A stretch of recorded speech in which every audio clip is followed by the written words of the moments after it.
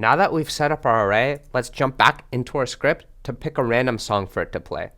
Since we want this to happen as soon as we hit play, let's put this in the start method so that it's the first thing that happens when our experience starts.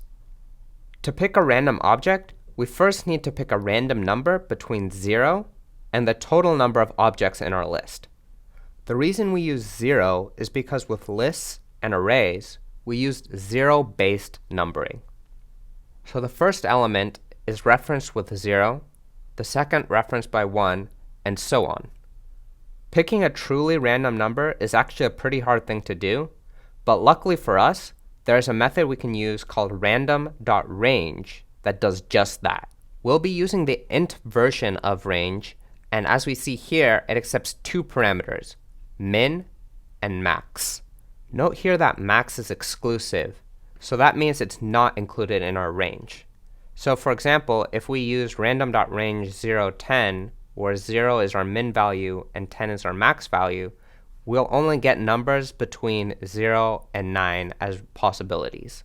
The reason that this is done is specifically for arrays and the fact that they are zero-based.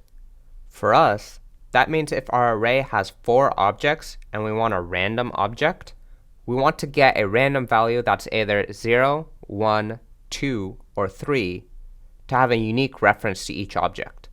As a result, to get a random number to reference in our array, we need to pick a number between 0 and the length of our array, which is 4.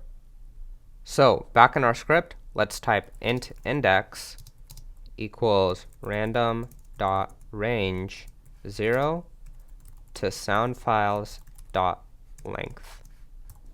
Arrays are extremely nice in that they always maintain their length in a variable that happens to be called length.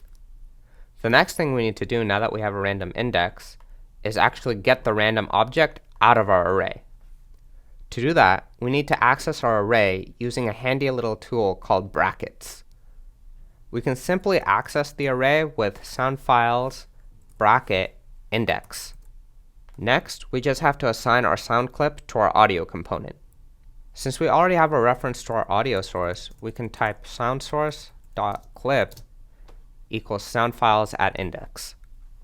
And then the last thing we need to do is actually play our clip with soundsource.play.